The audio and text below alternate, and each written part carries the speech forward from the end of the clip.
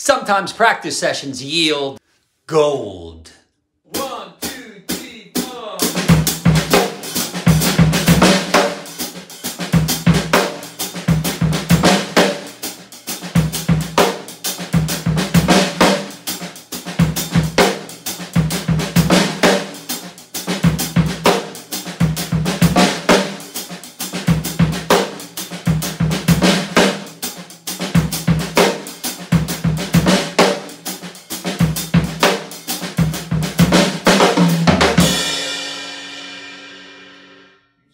So the halftime shuffle feel. I love this feel, and I wanted to share it with you because the other day when I was experimenting during my practice session, I came up with it. And you can do these sort of things too, just being hyper aware of what you're playing during your practice session, and you can jot down some notes of things that really caught your ear and then spend time developing them. Right? So the other day, I was working on independence between the feet, playing the pulse in the quarter note, the pulse in the hi-hat, excuse me, right? And then filling in the eighth note triplet with the snare and the bass, for example, a little slower.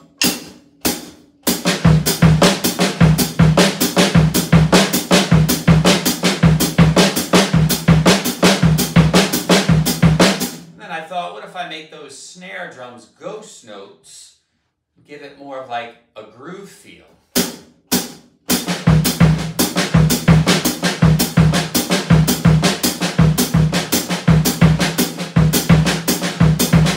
And then I said, wait, I got 1 triplet, 2 triplet. If I put a backbeat on 3, it'll give it that halftime shuffle feel, like 2, 2, 2, 3, 4, 1, 2, 3, 4, 1, 2, 1, 2, 3, 4. So I did that just with my feet.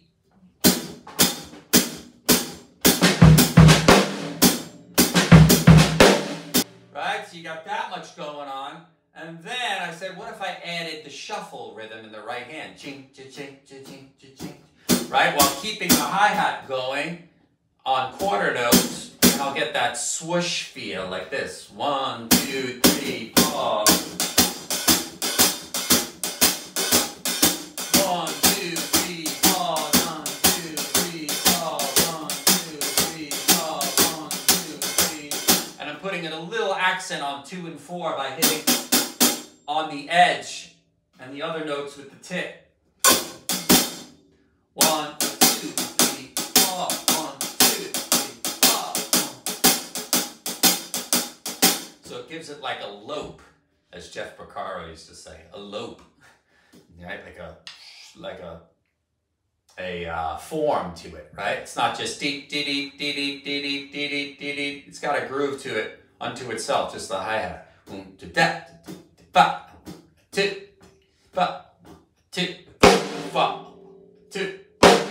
Right? So these two things complementing each other, the hi-hat and the snare. 1, 2, 3, 4.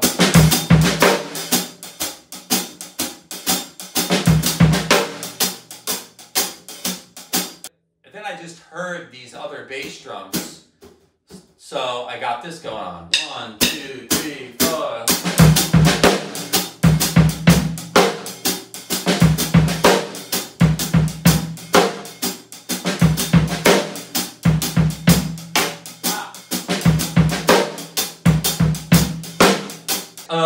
Right. So then I was like, what about some ghost notes around those bass drums on the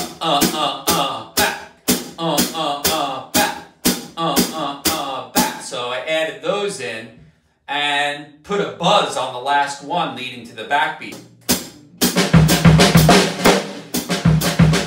There you go.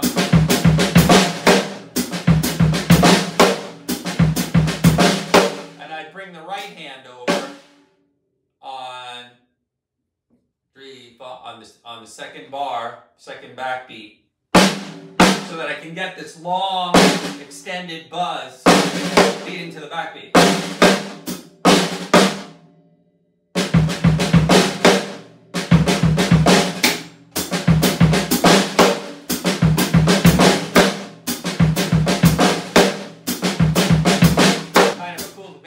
crescendo with those two and go more towards the edge.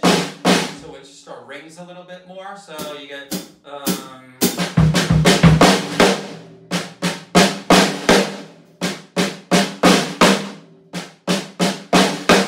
yeah, so let's see.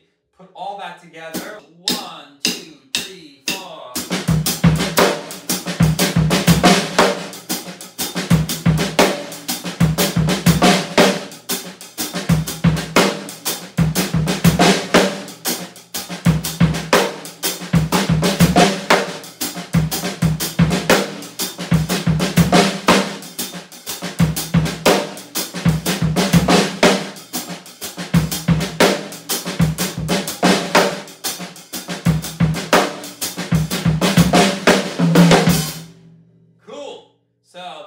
That's the groove, and I'll play it one more time fast at the end. I just want to suggest a way to practice it. So, beat by beat, if you look at just beat number 1, right, you're just going 3, 4, 3, 4, 3, 4. And then beat 2 is the opposite. It goes with the bass and the snare. It goes bass snare instead of snare bass. So you got 3, 3. I'll just give 2 clicks before each.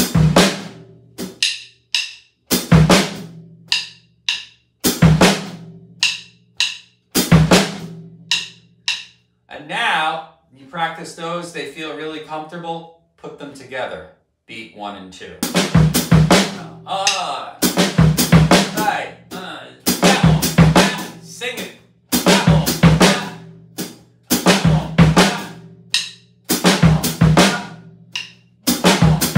Keep the hi-hat going. And okay, then beat 3. I'm just gonna show. I'm not gonna go through the whole groove like this. Just showing you how I suggest how you practice. Adding each beat to what you already have and practicing the transition from the previous beat. So we did beats 1 and 2. Now beat 3 is just, right? Is the back beat. Relax. More relaxed. Yeah. Pick it up. So the important part on this is that the last note of beat 2 leads into the backbeat, right? Like this. So we're going to practice that. Keep study.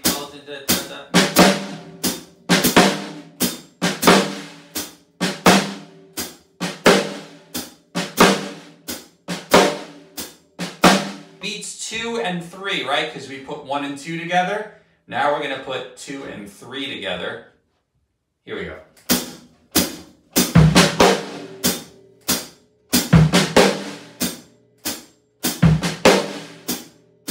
2, 3, 2, 3, and as slow as you need to go.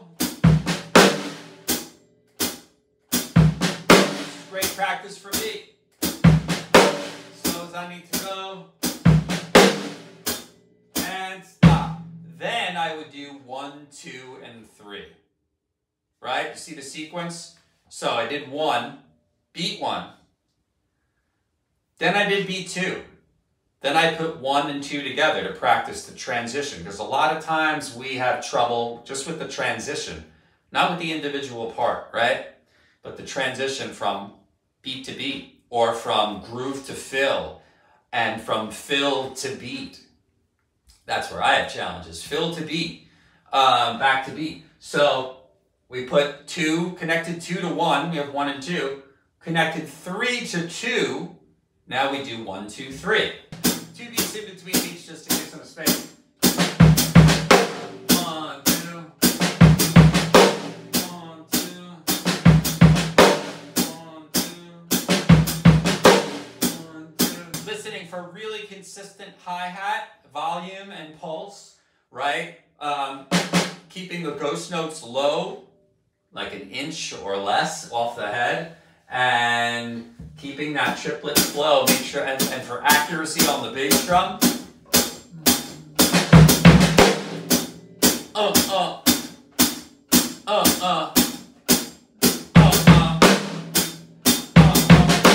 Yeah, right? So then, adding the shuffle, go a little bit slower because we're going to add an instrument. So adding the shuffle groove in the right hand with some accents on 2 and 4 with the shoulder on the edge. So 1, 2. And I like to get this rolling before I try the other parts in practice. Makes it easier to get it.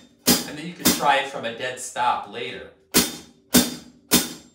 1, 2, 3, 4. 1, 2, 3, 4. 2, 3, 4. 1, 2, ready, go.